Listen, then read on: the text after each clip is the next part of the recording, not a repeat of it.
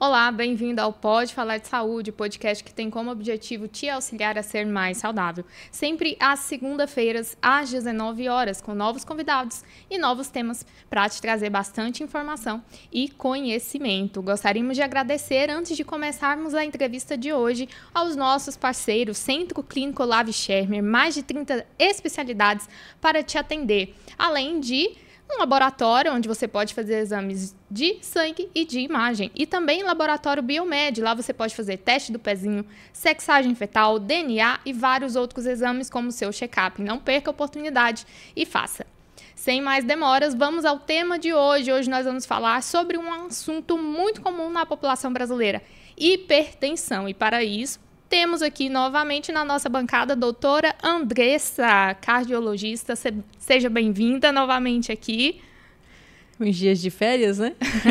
Uns dias de férias, mas está de volta para nos trazer bastante conhecimento aqui. Vamos lá às nossas perguntas, doutora Andressa. Então, o assunto de hoje é a hipertensão. Essa doença é muito conhecida e muito comum na população, mas pode acontecer de muitas pessoas ainda não saberem o que é a hipertensão. Então, conta pra gente o que é essa doença. A importância de falar desse tema é todos os dias, né, Amanda? Dada a prevalência dessa doença, né? Só no Brasil, em torno de 38 milhões dos brasileiros. Se você levar em consideração só a população idosa, acima de 60 anos, em torno de 60% dos acima de 60 anos tem essa doença. Então, é uma das doenças mais prevalentes que nós temos no nosso país. Um motivo especial de estarmos falando hoje nesse podcast, que dia 17, sexta-feira passada, nós comemoramos o Dia Mundial da Hipertensão, e o objetivo desse dia, né, de termos um dia para falarmos de hipertensão, é justamente alertar a população em relação aos danos, né, que a hipertensão não tratada pode trazer à nossa saúde. Então, como você me perguntou, o que seria, né, essa doença? Como que a gente sabe, diz que uma pessoa tem pressão alta, né, hipertensão arterial. Basicamente é quando o diagnóstico é feito quando a gente tem pelo menos 2 aferições em ocasiões diferentes da pressão, e a pressão esteja acima de igual ou acima de 140/90, traduzindo para o que as pessoas costumam falar, né, o 14/9.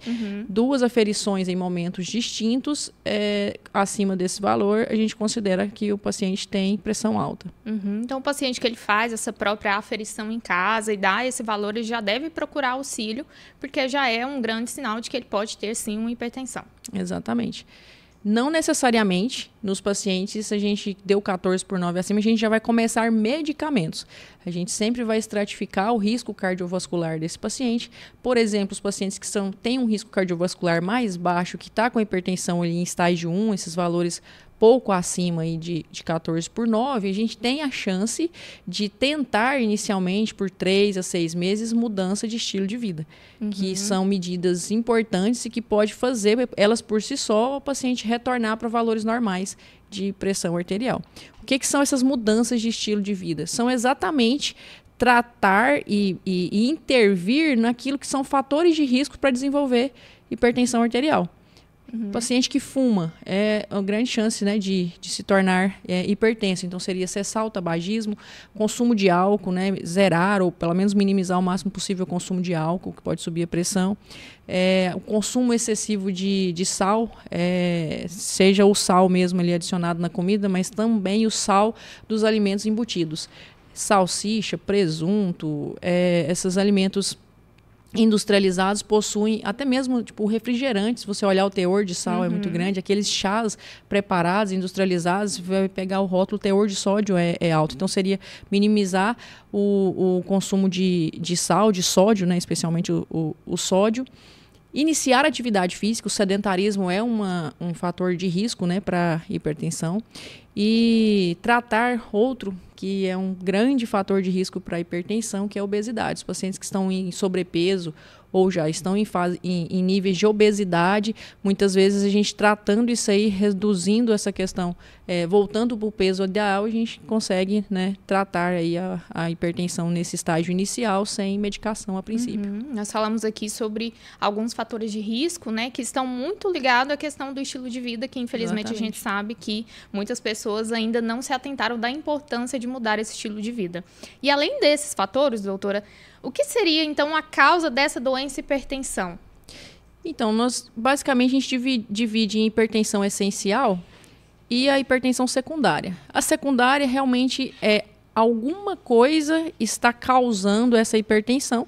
A gente tende a investigar essa causa, porque provavelmente você tratando especificamente essa causa, o paciente deixa de ser hipertenso. Mas a porcentagem da hipertensão secundária é bem pequena. O que seriam, por exemplo, causas de hipertensão secundária?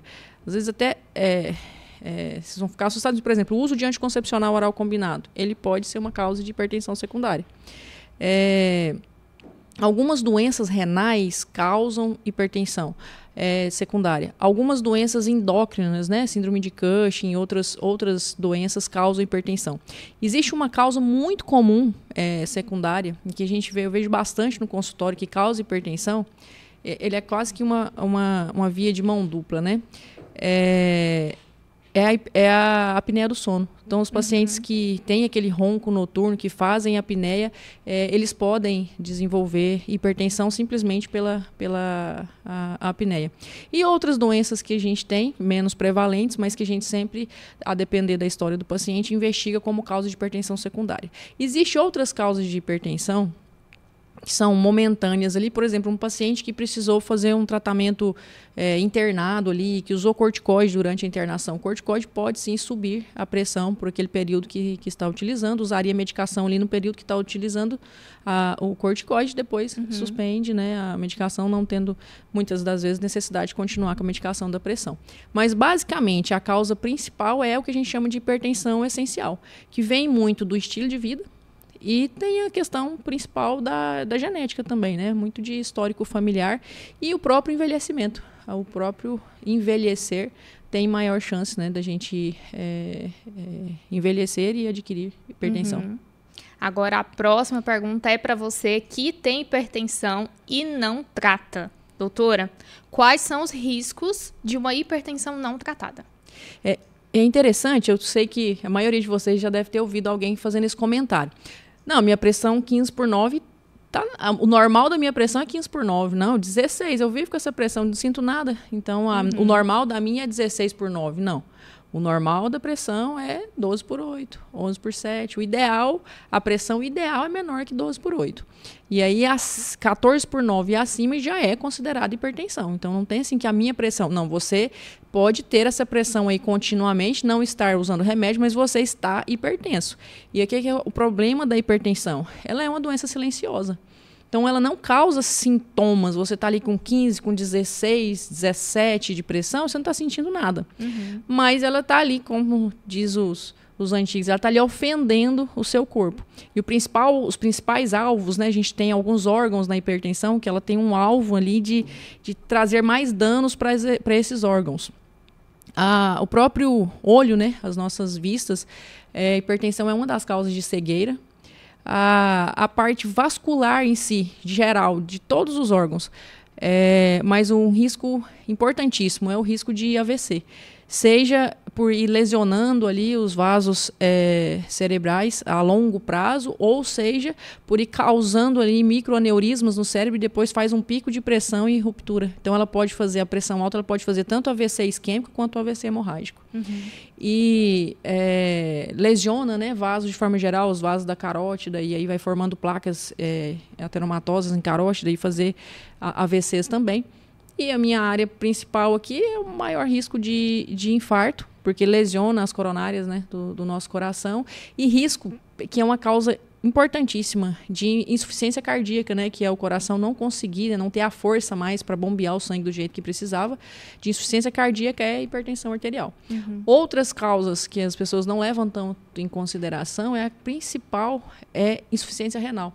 A hipertensão não tratada a longo prazo, ela machuca muito os nossos rins e te leva para hemodiálise. ela vai, né, lesionar seus rins aí tão cedo, te colocar dependente de uma máquina para que você sobreviva, né? Porque é a única chance.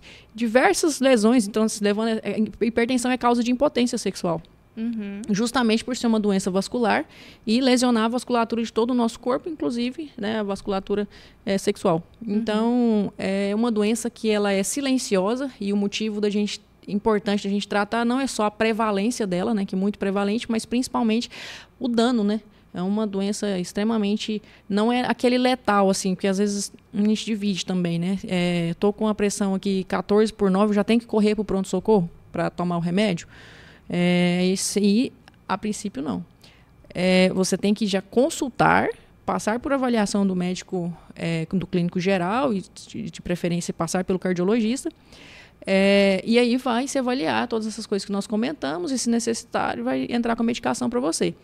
Mas a longo prazo, isso aí, se não tratado, esse é o problema. Porque, muitas vezes, a gente vai diagnosticar a hipertensão, como eu falei que ela não traz sintomas, vai diagnosticar a hipertensão quando você já começa lá a sentir falta de ar, a sentir cansaço, inchar as pernas, porque você já está com insuficiência cardíaca. E você vai investigar a causa da sua insuficiência cardíaca, está lá. Era hipertenso de longa data e o coração foi sendo machucado ali durante todos esses anos e não foi feito o tratamento adequado da pressão arterial. Riscos altos, então fico alerta aí para você sempre procurar auxílio médico de um cardiologista. Vamos agora para algumas perguntas de mitos e verdades. Doutora, chá de canela sobe a pressão? Essa é uma pergunta frequente no consultório. E no Instagram, né? Sempre as pessoas têm medo de tomar o chá de canela. Pelo contrário, ele não tem interferência, ele não sobe a pressão. Pode tomar o chá de canela tranquilo, que faz até bem. Hidrata também, né? Hidrata, sim. Próxima pergunta, muito comum também. Água com gás faz a pressão subir? Água com gás não sobe a pressão. Contraindicação que a gente tem de água com gás, na realidade, é refluxo, doença do refluxo, por ser uma bebida gaseificada. Do contrário, não tem adicionado outros eletrólitos, alguma coisa que faria a pressão subir. Não tem problema, pode tomar tranquilo. Uma pergunta interessante. Pressão alta tem cura? Essa pergunta a gente vivencia ela todos os dias no consultório. Eu costumo brincar que aquele que é obediente às instruções do cardiologista, né? Praticamente toda semana eu dou alta de um hipertenso, que deixou de ser hipertenso. Mas o principal motivo que eu vejo que quando a gente consegue tratar é aquele paciente que está hipertenso porque está obeso. Então, se a gente trata a obesidade e eles conseguem, né, mudar esse estilo de vida, porque o tratamento da obesidade inclui a melhora da alimentação, inclui a atividade física, que são todos os fatores, né, que vai contribuir também para o tratamento da hipertensão. Então, eu tenho paciente que eu tenho um paciente que a filha desenvolveu diabetes ele usava 3 medicações para pressão, 2 medicações para pressão, tinha consultado comigo recentemente e tive que acrescentar uma terceira, né, porque a pressão não estava tão bem controlada. E aí, uns dias depois, a filha estava gestante, desenvolveu diabetes gestacional, e ela, muito rigorosa ali, cuidadosa, entrou numa dieta, mas estava ali e fez com que a família inteira entrasse na dieta também. E em alguns meses ele perdeu 7 quilos, e aí estava passando mal por pressão baixa. Então, voltou no consultório e eu já suspendi 2 das medicações, ficou com uma medicação só de pressão. E eu já tive paciente que chegou a tomar 5 medicações para pressão, fez o tratamento da obesidade, fez a dieta direitinho e perdeu 19 quilos. Nesses 19 quilos, nós retiramos os 5 remédios da pressão. Ela ficou zerada, sem hipertensão, tendo perdido esses 19 quilos. Então, tá aí o poder da mudança de estilo de vida, né? Com alimentação saudável. Próxima pergunta é muito comum também. Vários pacientes já podem ter relatado: estou com dor de cabeça. Será que é porque a minha pressão está alta? Todos os dias no consultório, todos os dias. Esse medo, né? Às vezes a pessoa sente uma dor de cabeça que não tinha costume, e aí está incomodando essa dor de cabeça, se lembra desse mito, né? Que a pressão alta traz dor de cabeça, e vai aferir a pressão está ali 14, 15 por 8, por 9, e aí pensa, não, eu estou com pressão alta, por isso que eu estou sentindo dor de cabeça. Na realidade, é o contrário, é mais ou menos aquela pergunta do quem nasceu primeiro, o ovo ou a galinha, né? Nesse caso, não é que a pressão alta está te causando dor de cabeça, é porque, geralmente, quando qualquer um de nós sente dor, a nossa pressão tende a ficar mais alta pelo estímulo da dor, pelo incômodo da dor. O corpo eleva ali a pressão por conta da dor. Então, é o contrário, essa dor de cabeça. Nesse caso, o que seria o remédio? Tratar a dor de cabeça, a causa da dor de cabeça, resolve a dor de cabeça, muito provavelmente a pressão vai voltar. Pressão alta para dar dor de cabeça é emergência hipertensiva, né? Pico pressórico, uma pressão muito elevada, que nesse caso faria a ruptura de um aneurisma e aí daria a dor de cabeça muito forte por ter causado um AVC hemorrágico. Mas essa dorzinha de cabeça, da pressãozinha ali está 14, 15, muito provavelmente é só porque a dor está incomodando e elevando a pressão. A última pergunta, remédio de pressão vicia, é mito ou é verdade? Muitas pessoas, a gente passa o remédio, ele não tem coragem de começar a tomar porque ele acha que ele vai viciar. Na realidade, remédio de pressão não vicia. A questão é que nós temos que entender que algumas doenças são doenças crônicas. São doenças que você vai conviver com ela por longos períodos da sua vida, por longo período da sua vida. Se você tratar, você minimiza os danos que essa doença faz. Se você não tratar, você vai colher mais rápido os prejuízos dessa doença. E a hipertensão é uma doença crônica. Eu deixar de tomar o remédio, achando que se eu tomar o remédio eu vicio, não existe isso. O vício é aquela coisa, tipo, da droga, né? Ou de uma outra medicação que a pessoa não tomou aquele dia, ela sente aquela falta, ela, como se diz, dá aquela ansiedade, aquela abstinência para ir atrás e conseguir. Jamais, a medicação de pressão não faz isso. Só que assim, quem tem pressão alta, o dia que não tomar o remédio não vai fazer o efeito, sua pressão vai voltar a ficar alta. Só precisa entender que hipertensão é uma doença crônica, e como toda doença crônica, ela precisa ser tratada diariamente. Assim, você tem a tendência a viver uma vida normal, como se a pressão não fosse hipertenso, porque sua pressão volta para níveis normais. É isso que a gente precisa entender em relação à medicação e tratamento, né, a longo prazo da pressão arterial. Perfeito. Finalizamos aqui as nossas perguntas de mitos e verdades e também com muito conhecimento aqui através das perguntas sobre diagnóstico, sobre a hipertensão. Esperamos que você possa ter adquirido muito conhecimento e colocar em prática é o mais importante. Então, não esqueça, avalie a sua pressão em casa. Se tiver algum dos sinais que a doutora falou aqui, já procure logo um auxílio médico, porque os riscos são muito altos e geralmente os sintomas nem são perceptíveis ali no início da hipertensão. Agradecemos novamente aos nossos parceiros, Centro Clínico Olavo Schermer e Laboratório Biomed, e te convidamos para sempre estar aqui conosco, às segunda-feiras, às 19 horas, com novos temas e novos convidados. Então, até mais! Tchau, pessoal!